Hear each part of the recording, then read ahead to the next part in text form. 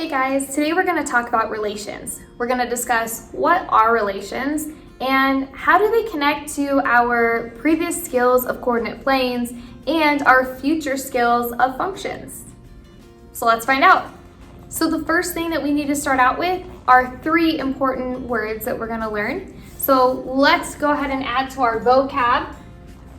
Go ahead and write down relation, domain, and range. These are going to be words that you're going to want to write down. You're going to need to know what they mean. So if a textbook problem ever asks you, give me the range, give me the domain, you know exactly what it's talking about. So for starters, let's take a look at a relation. A relation is any set of ordered pairs. And what it means are these can be seen in graphs, they could be seen in tables. Ordered pairs are also, remember, from the coordinate planes. They have the parentheses on both sides with two numbers in the middle and a comma in between them. So ordered pairs really helping us find a location of a data point. Next is the domain. So specifically talking about the relation. The domain is the set of x coordinates. So your relation is going to give you a whole list of ordered pairs. It's that set of ordered pairs. The domain is going to be every x value that's listed, just the x value. And then the range is the opposite, where we only list the y coordinates from that relation. We only focus on those y values that were given. So go ahead and if you need to, pause the video, write these definitions down, and then they'll make more sense when we can visualize them with the examples that we're going to do. For example number 1, I am given this relation, this set of ordered pairs. So as you can see, I have 4 ordered pairs in this set. Notice the curved brackets on the outside, that indicates that I have a set, they all go together for this one relation. Now relations can be expressed in a table and on a graph. So let's take a look at how I can take these ordered pairs and express this relation on a table and on this graph. So for starters, we need to go ahead and label our table with the x coordinates and the y coordinates. In this case, they don't have any specific values. None of these are money values or measurements or hours or anything like that. So I'm just going to call them x and y in that order that I read an ordered pair. I always read the x coordinate first and then the y coordinate. So you always want your domain and then your range. So what I'm going to do is I'm going to take a look at, what are all my x coordinates and y coordinates. So this first one is 2, 6. So 2 is the x, 6 is the y. 2 and 6 go together, so I have them across from each other in my table. Next one, -4, 8. -3, 6. 0, 4. And we're done, at least with the first part. We just expressed this relation by using a table. So this table is really giving us a visual of this relation. Let's take a look at what it would look like on a graph. Notice my graph is not labeled at all, but if you've reviewed your coordinate planes recently, you kind of know we've got x-axis, y-axis. We always move on the x-axis first, then we move on the y-axis. Next, we want to keep in mind this is positive numbers, positive, negative, negative. Okay, so we really want to keep that in mind when we need to know where to take our ordered pairs. So for the first one, let's go ahead and plot it on the coordinate plane. 2, 6. So that means I'm going to go 2 spaces on the x-axis on the positive side, and then a positive 6 spaces on the y-axis. So over 2, up 6, going x and then y. Next one is -4, 8.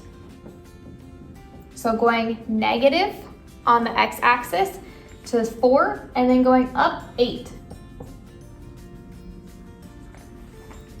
Next one is -3, 6. So going over -3, up 6.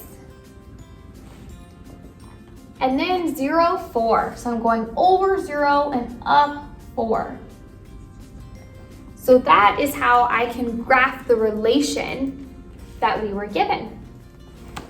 So before it's all done and over, I need to state what the domain and range is of my relation. First thing you need to know about stating the domain and range, it should be in order from least to greatest. Write that down in your notes. It should be in order from least to greatest. So for starters, my domain is going to be all the x coordinates. So I have 2, -4, -3, and 0. I'm going to order them from least to greatest and include parentheses. So -4, -3, 2, and 0. That is my domain. My range is going to be all the y coordinates of my set of data. So this is going to include 6, 8, 6, and 4. Notice 6 showed up twice.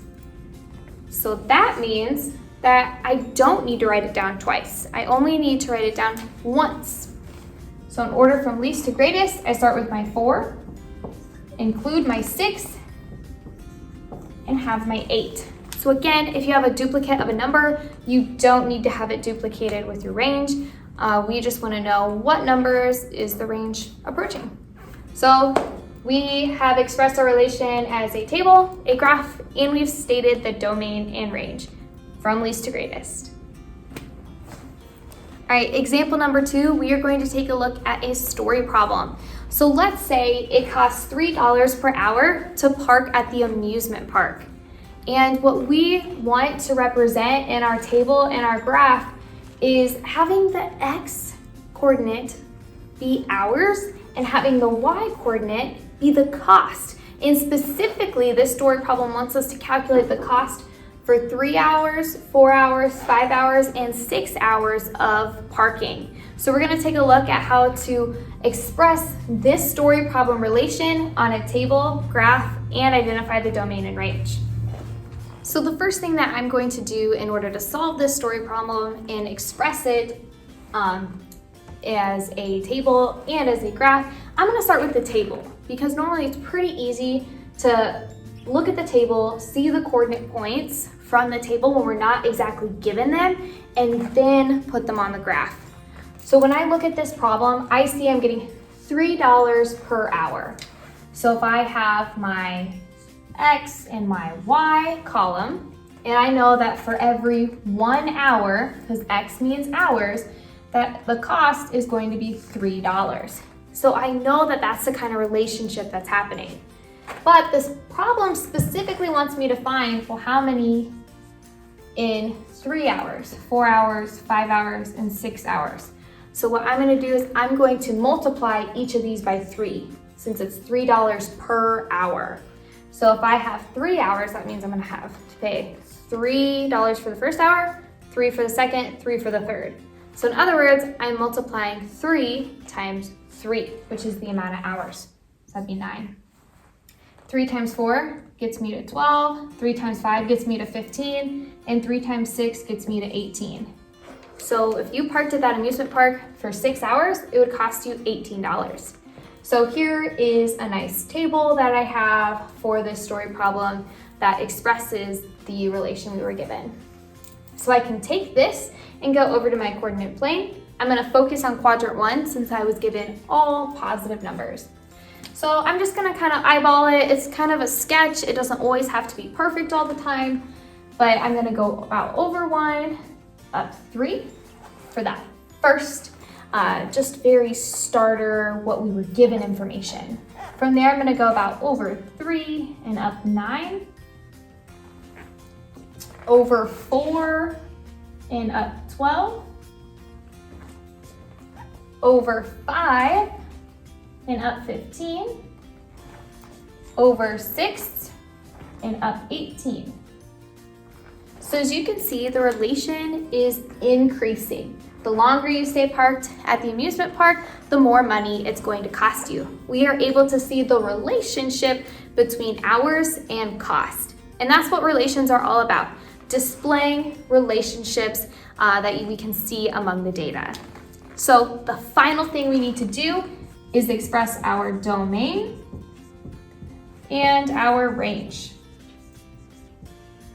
The domain is going to be all of our x coordinates in least to greatest, and if we have any repeats, we only need them once. So if I look at my x column, they're already in least to greatest, so I'm just gonna copy this down. 1, 3, 4, 5, 6 is my domain from least to greatest. And the range, nothing repeats, so I don't have to worry about that, and it's already in least to greatest, so I'm gonna go ahead and write that down in the form with parentheses. 3, 9, 12, 15, and 18. So there we have it. We expressed this relation that was part of a story problem. We expressed it as a table, as a graph, and we were able to calculate the domain and the range.